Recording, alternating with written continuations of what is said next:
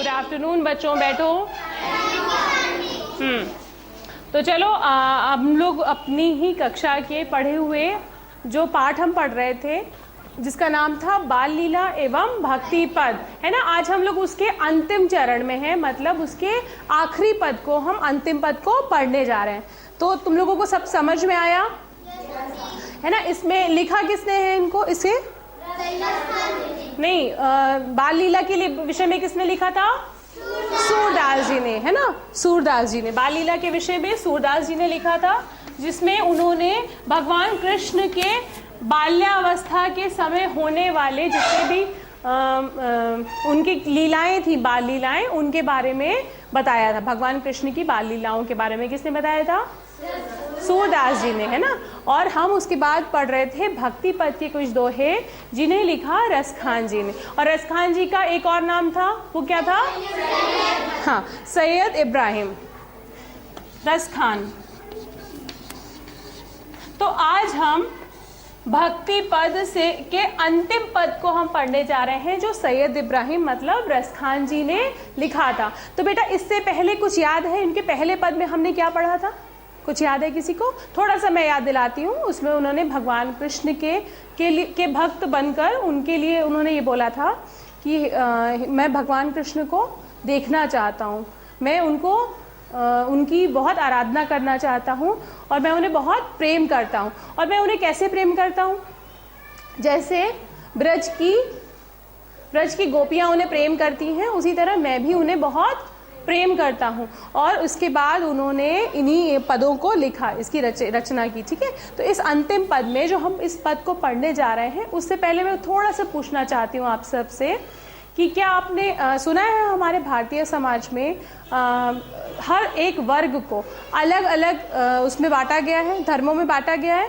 कई धर्म हैं हमारे भारत देश में, है ना। कौन कौन से धर्म हैं? हिंदू, मुस्लिम, सिख और ईसाई। और भी बहुत से धर्म हैं जो हमारे यहाँ पर बहुत से अलग अलग धर्मों और बहुत सी अलग अलग भाषाओं को हमारे देश में एक समन्वय है, हमारा भारत देश है। ठीक है, इसको मिलाकर अलग अलग धर्मों, रिवाजों और रीतियों को मिलाकर हमारा भारत देश बना है। ठीक है, तो इसी तरह हमारे भारत देश में जो प्राचीन समय था, उसमें जाति पाति पर बहुत ज़्यादा ध्यान दिया जाता था कि कौन किस जाति का है और कौन ऊंची जाति का है, कौन नीची जाति है। लेकिन आज भी कहीं ना कहीं ये चीज़ें हम देखते हैं। देखते हो कि नहीं देखते हो? कहाँ देखने को मिलती हैं ये सारी चीज़ें? बताओ, खड़े होके बताओ, सुने ना। हाँ, गाँव में क्या होता है बताओ? किसी बड़े घर का बच्चा होता है या कोई किसी प्रधान का बच्चा होता है, वो सब कुछ वो करने के उसको सारे अधिकार प्राप्त होते हैं। लेकिन कहीं ना कहीं हम ये भी देखते हैं आज भी शहरों में, है ना, छोटे घर के जब बच्चे काम करते हैं, छोटे घरों के काम करते हैं, तो उनसे हम ये उम्मीद नहीं रखते कि वो पढ़ लिख कर अच्छे बने, है ना। हम ये चाहते हैं कहीं ना कहीं, हम नहीं चाहते, हमारे समाज का कोई एक वर्ग चाहता है कि वो हमेशा छोटे तबके के बनकर ही रहें। ठीक है ना। जानते हो कि नहीं जानते? ऐसा होता है कि नहीं होता, है ना। तो हम आज उसी के बारे में पढ़ेंगे कि भगवान कृष्ण ने कभी भी अपने भक्तों, है ना, और भक्तों में कभी भी एक तो किसी तरह का अंतर नहीं किया, सबको समान माना। चाहे वो उनके लिए उनके हम लोगों ने इससे पहले वाले पद में क्या पढ़ा था? कुछ याद है? कुछ इससे पहले वाले पदों में हमने देखा था उनके बाल सखा कौन थे भगवान कृष्ण के? हाँ, सुदामा। तो सुदामा कैसे थे? बहुत निर्धन थे, है ना। तो लेकिन उन्होंने जब सुदामा जी अपने मित्र से भगवान कृष्ण से मिलने आए, तो उस समय भगवान कृष्ण ने उन्हें कहाँ बैठाया? हाँ, खड़े होके बताओ रीमा। अपने सिंहासन पर बैठाया और उनके चरणों को भी धोया, है ना, और उनके सभी दुखों को दूर किया। बैठो। तो इसीलिए हम ये इस पद में हम यही पढ़ेंगे कि भगवान कृष्ण ने कभी भी किसी धर्म जाति को बहुत ऊंचा या नीचा नहीं माना, सबको बराबर माना। उन्होंने अपने जितने भी उनके भक्त थे उन सभी को एक ही श्रेणी में रखा, अलग अलग नहीं किया। अलग अलग किया भगवान ने? कभी अंतर किया? अच्छा, भगवान जैसे हम पैदा होता है, एक देखा तुमने, एक छोटा बच्चा पैदा होता है, तो क्या उसमें कुछ अलग होता है और एक धनी परिवार में जो एक बच्चा पैदा होता है वो कुछ अंतर होता है क्या? सब एक जैसे होते हैं ना, भगवान ने आंखें, नाक, कान, मुंह सब एक जैसा ही दिया है ना। तो जब भगवान ने हमारी सृष्टि को बनाते हुए या हमारे समाज में हम एक मानव का निर्माण करते हुए जब अंतर नहीं किया तो हम क्यों करते हैं? गलत है कि सही है? ये गलत है ना, तो हमें भी अंतर नहीं करना चाहिए। तो तुम सबको मैं एक छोटा सा दृश्य दिखाऊंगी जो हमारी क्लास के कुछ बच्चों ने शुरू किया करने की कोशिश करी है।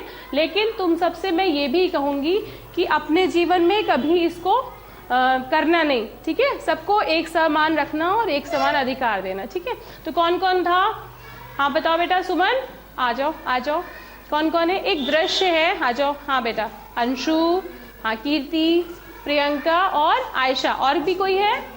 अच्छा ठीक है। तो ये सब बच्चे हमारे सामने एक ऐसा दृश्य प्रस्तुत करेंगे जिसमें ये धर्म और जाति को कैसे दिखाते हैं कि कैसे ऊंच नीच होती है ना, किस चीज़ को लेके कोई हमारे ही समाज का एक बहुत ही सजग जो पंडित जी जिन्हें कहा जाता है वो किस तरह से धुतकारते हैं छोटी जाति के एक बच्चे को, ठीक है? देखोगे? सभी बच्चे ध्यान से देखेंगे और उसके बाद बात करते हैं। चलो चलो, कुछ बच्चे छोटे जाति के है ना, वो हम लोग गेम खेलते हैं आज। चलो गेम आई है। चलो खेलेंगे, हम भी खेलेंगे। चलो चलो लो।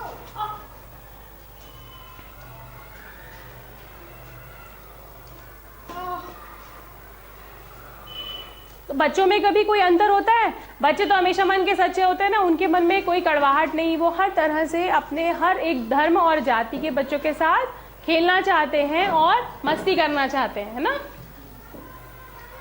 चलो भैया दूसरा गेम खेलते हैं, मुझे ये नहीं अच्छा लग रहा। चलो दूसरा गेम खेलते हैं। सर्कल वाला खेलें ना। चलो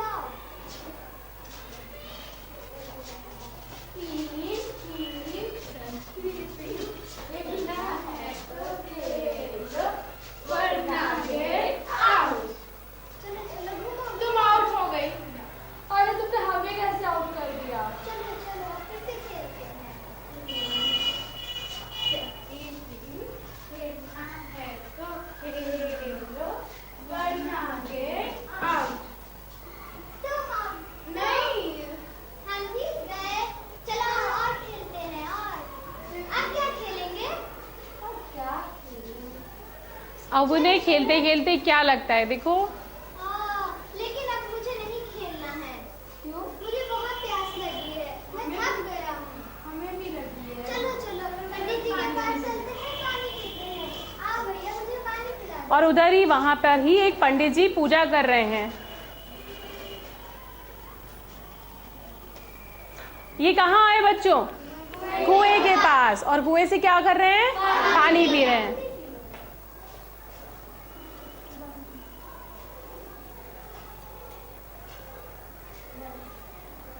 तुम लोग भी पी लो। अरे अरे ये क्या कर रहे हो? तुम्हें यहाँ पानी नहीं पीना। क्यों? क्योंकि तुम नीच जात हो और ये लोग ठाकुर लोग हैं, तो तुम लोग को यहाँ पानी नहीं पी सकती। ये कुआं अशुद्ध हो जाएगा। जाओ जाओ यहाँ से दूर जाओ। हमसे कैसे अशुद्ध हो गए? बोलो। कि यहाँ तुम लोग नीच जात हो और तुम लोग इस कुएं को अशुद्ध कर दोगी पानी पी। तो देखा आपने, बहुत बढ़िया, बहुत बढ़िया, शाबाश। चलो हाँ, ताली बजा सकते हो जब अच्छा किया तो। हाँ, तो सबने देखा, कहीं ना कहीं इन बच्चों ने इसको ऐसे प्रस्तुत किया, बस बातें नहीं, अब बस चुपचाप बैठिए। इन बच्चों ने इस दृश्य को ऐसे दिखाया है कि कहीं ना कहीं हमारे समाज में धर्म, जाति और संप्रदाय को लेकर आज भी कुछ ऐसे लोग हैं जो छोटे और बड़े में भेद करते हैं कि नहीं करते हैं, है ना? लेकिन क्या ये उचित है बेटा? क्या ये उचित है? नहीं सही है ना ये? उषा बताओ, क्या तुम्हें लगता है? तुम अपने विचार प्रकट करो, बताओ क्या तुम्हें लगता है कि क्या ये सही है कि हम एक बड़ी जाति के बच्चे को पानी पीने दे रहे हैं और छोटी? प्यास तो सबको लगी है, प्यास सबको लगी है कि नहीं? तो कैसा होना चाहिए? सबके लिए बराबर होना चाहिए। तो यही पद में आज हम भगवान कृष्ण के जो अंतिम पद को पढ़ने जा रहे हैं, इस पाठ्य पुस्तक के अंतिम पद को, उसमें भगवान कृष्ण के भक्ति पद में रसखान जी ने ये लिखा है कि चाहे वो किसी भी रूप में ईश्वर हो, चाहे वो किसी भी रूप में आकर भगवान के कई रूप देखे तुमने, है ना। कई उन्हें भगवान शंकर के रूप में मानते हैं, कई उन्हें गणेश भगवान के रूप में मानते हैं, है ना। कई उन्हें शंभू कहते हैं, कई उन्हें कृष्ण कहते हैं। तो भगवान सभी रूपों में एक ही है। और उसके बाद चाहे वो किसी भी जाति का हो, यदि भक्त मन से, सच्चे मन से, श्रद्धा से अपने प्रभु को प्यार करता है, प्रेम करता है, तो क्या होता है, प्रभु भी उसे क्या करते हैं, प्यार करते हैं, प्रेम देते हैं और उसका उद्धार करते हैं। ठीक है, तो आज हम इन्हीं पंक्तियों को अच्छे से पढ़ेंगे। थोड़ा थोड़ा समझ में आया कि नहीं? क्या है आज जो हम पढ़ने जा रहे हैं उसका मेन थीम क्या है?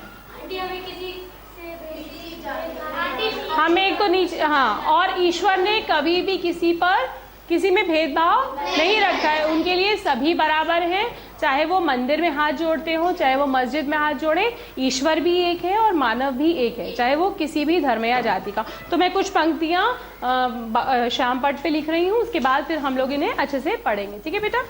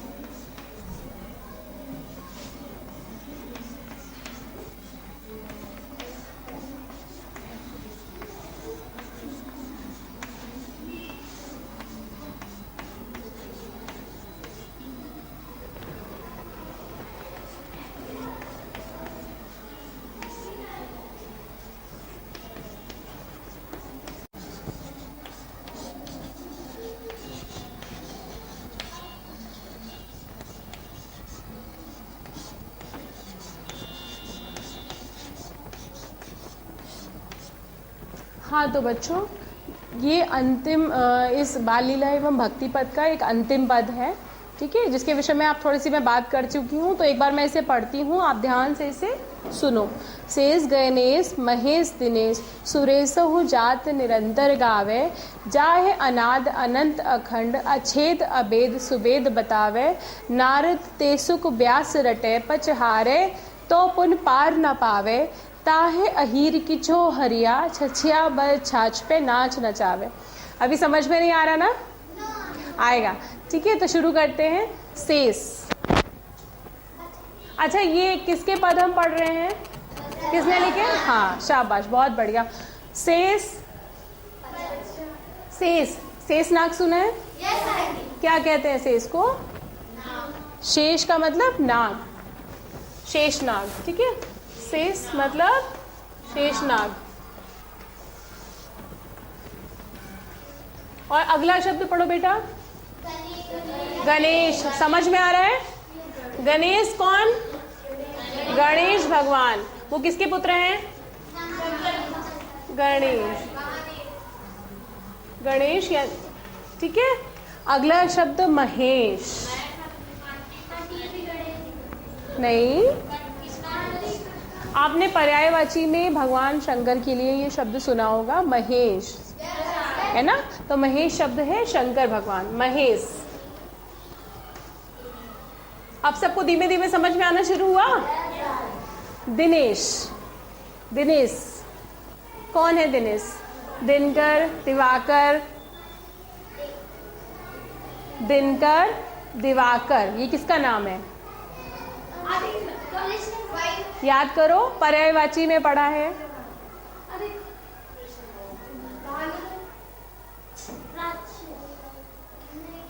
सूर्य, है ना।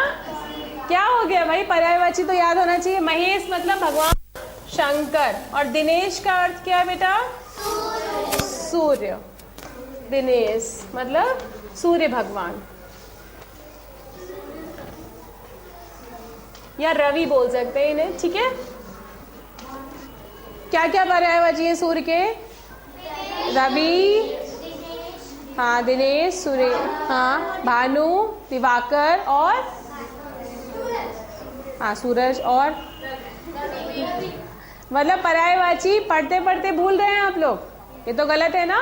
तो पर्यायवाची कल मैं इन्हीं सभी के जितने भी ये शब्द हैं, शेषनाग, गणेश, शंकर और रवि, इन सब के पर्यायवाची आप पढ़ के आएंगे जिसे मैं सुनूंगी, ठीक है।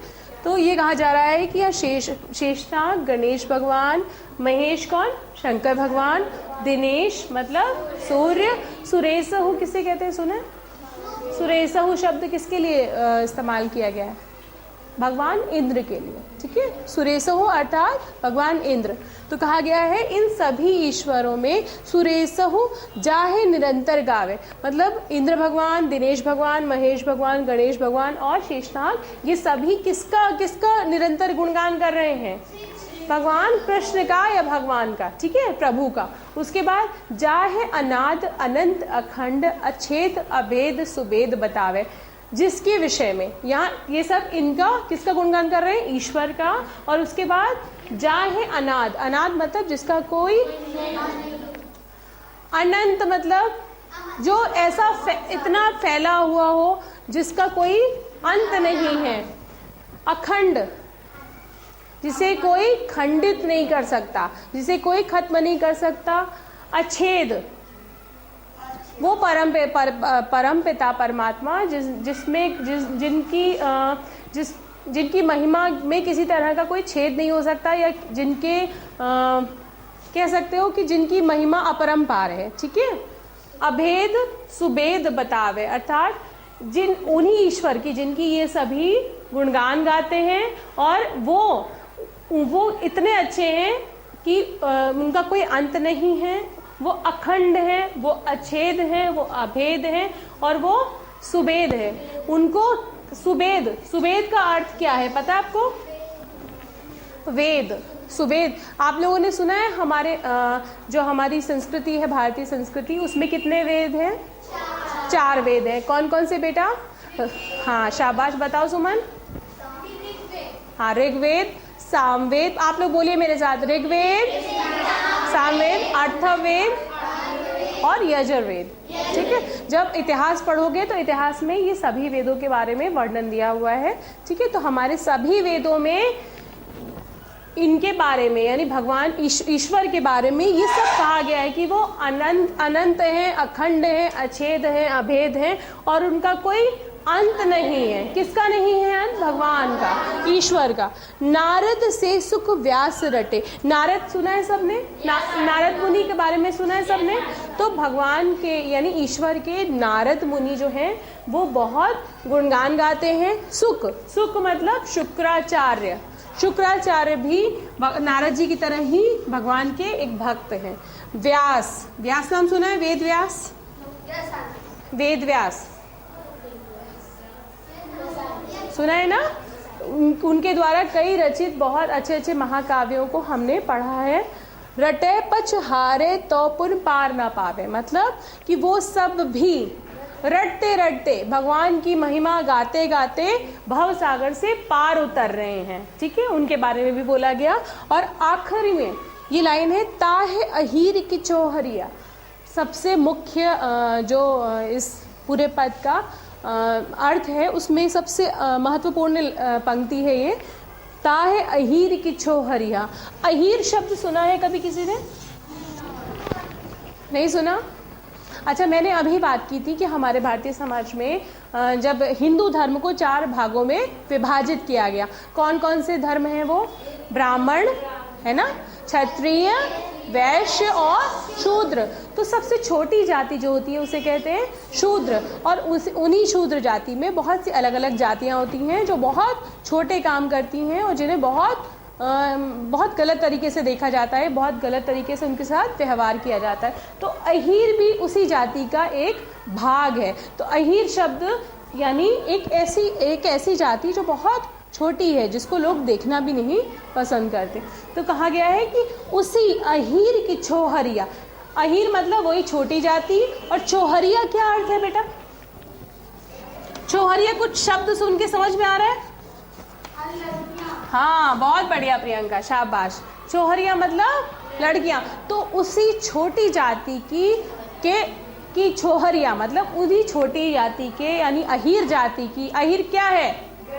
एक जाति है, तो उसी छोटी जाति यानी अहीर जाति की जो बेटियां हैं, अहीर की जो बेटियां हैं, छछिया भर छाछ। छछिया मतलब, छछिया समझते हो क्या कहते हैं? किसे कहते हैं रितिका? नहीं, छछिया किसे कहते हैं? नहीं, छाछ को कहते हैं ना मटर, छछिया किसे कहते हैं? वो पात्र जिसमें छाछ भरी जाती है, ठीक है। तो कहा गया है कि वो उसी अहीर की लड़कियां छछिया भर छाछ, मतलब मटकी भर छाछ के लिए भगवान कृष्ण को क्या कराती हैं? नाच नचावे। नाच नचावे मतलब नृत्य कराती है। भगवान कृष्ण को इतनी छाछ पसंद है, मक्खन इतना पसंद है, लेकिन छोटी जाति के अहीर की छोहरियाँ, मतलब छोटी जाति अहीर की जो लड़कियां हैं, वो इतना भगवान को नाच नचाती हैं कि पहले तुम नाचो फिर तुम्हें मैं छाछ दूंगी। तो इसलिए भगवान कृष्ण ने कभी भी ये नहीं देखा कि किस धर्म और किस जाति और किस संप्रदाय का मेरा भक्त है। उन्होंने कहीं पे भी जाके माखन भी खाया और छाछ भी। सबको समझ में आया? ठीक है बच्चों, तो मैं इसमें आज आपसे सुनूंगी नहीं, मैं आप सबको यही गृह कार्य दे रही हूँ कि इन सभी पंक्तियों का आप अपनी भाषा में व्याख्या लिख के लेके आएंगे। ठीक है? ठीक है, चलो ठीक है आज के लिए।